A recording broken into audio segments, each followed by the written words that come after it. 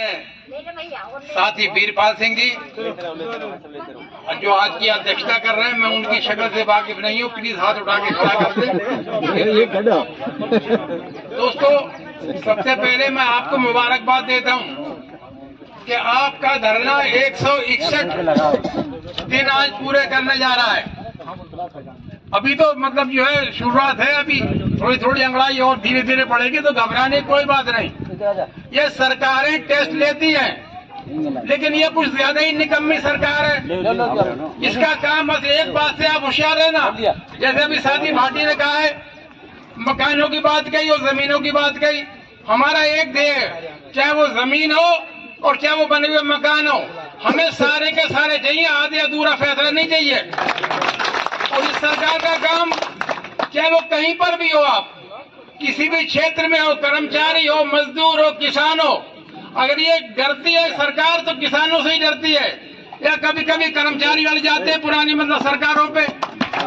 किसी टाइम बंसीलाल भी कहता था कि मैं इन कतरियों से क्या डरूंगा, जब हम काले बिल्ले लगाते थे कि मेरी माँ तो कितने 52 गज के घाघरे में मतलब मुझे पैदा किया था। वक्त आता है सबका, ना आज बंसीलाल है ना भजनलाल है। अगर उनके हैं कुछ तो थोड़े बहुत जो भी अच्छे कारनामे वो बाकी हैं, अदरवाइज उन्होंने ऐसा कुछ नहीं किया। और सरकारें, जैसे भी साथियों ने बताया, बातें बहुत सारी हैं, अमेरिका से लेके वो शिकागो का जो उनका स्टेट है वहां की, यानी कि कोई टाइम के काम के घंटे वो नहीं थे निश्चित, वो निश्चित करवाए गए। और आज सरकार उसी बात पे फिर आ गई है।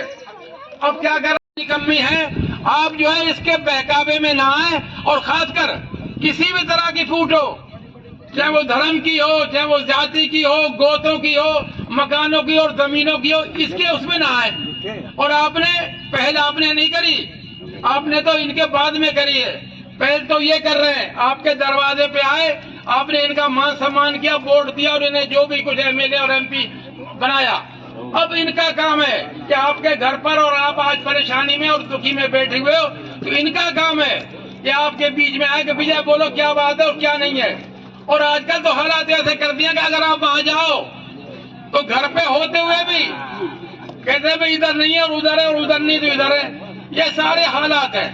सरकार आपको कुछ देने के जल्दी से मूड में नहीं है, और आपने घबराना नहीं है। हमारे पास है क्या लड़ने के अलावा?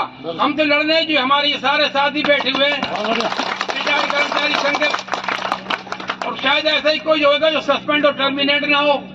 भाई मैं भी इमरजेंसी में टर्मिनेट हो गया था। अब आप पुराने साथियों में से अगर कोई हो तो मैं बताऊं, कॉमरेड नजर मोहम्मद जी, वो मेरे फादर थे जो ईस्ट इंडिया में प्रधान थे। तो दोस्तों, उनकी वजह से एक जगह की जुबिया तोड़ी गई। अब मौका भी है, 2 मिनट ले रहे हैं। नजर मोहम्मद जी मेरे गुरु थे। बहुत बढ़िया, बहुत बढ़िया। मेरे गुरु भाई,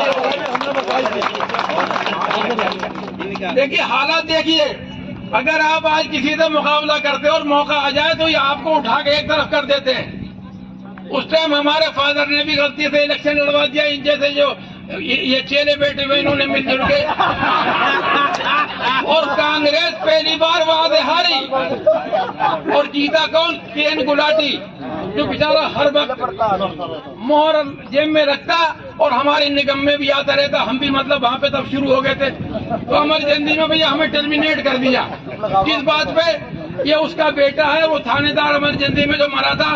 और भैया मेरी कंपार्टमेंट थी बीएफआरएल में, पलवल में एग्जाम देने का था, मेरा कोई वास्ता नहीं था। जब मैं दफ्तर पहुंचा, अधिकारियों की मतलब मत पूछो यहाँ पर, यानी कि सुबह तुम्हारे साथ है, शाम को तुम्हारे से बिल्कुल अलग है। मुझे किसी ने रजिस्टर में हाजिरी नहीं लगानी थी, और न कोई बता के रादी, कोई कान में बता दे अरे ऐसी ऐसी बात है। भैया ये हालात थे जैसे तैसे। अब एक अधिकारी था, और देखिए अधिकारी होना अलग बात है, सिंपैथी भी कुछ होती है। और जो हालात अब हैं वो शायद कल नहीं होंगे और परसों नहीं होंगे, है होता नहीं है सर। ये समय बदलता है, समय बड़ा बलवान है। एक अधिकारी की ड्यूटी लगाई गई मुझे टर्मिनेशन ऑर्डर देने की। भाई मुझे कोई एतराज नहीं था, मैं यहाँ गया वहाँ गया वहाँ गया, और लौटते लौटते वहाँ कर दिया जी आप उनसे सिंह साहब से ले लो ऑर्डर जाके। मैं सिंह साहब के कमरे में घुस गए भाई। अब उनका एटीट्यूड देखिए, बाप तो जेल में और बेटा टर्मिनेट, और तुम्हारा एटीट्यूड ही, तुम्हारी मुंडी ऐसे ऐसे नहीं हिल रही।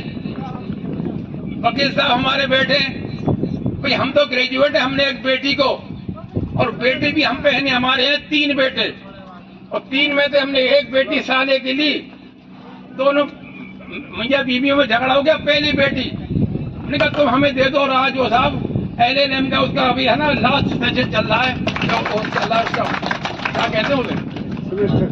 तो दोस्तों ये हालात है। तो उस अधिकारी की देखो, वो कह रहा है कि भाई बुलाया, घंटी मारी और भैया वो आ गया, ले भाई ले, तो लिफाफा बनता, मैंने ऐसे करके कहने नहीं ऐसे नहीं।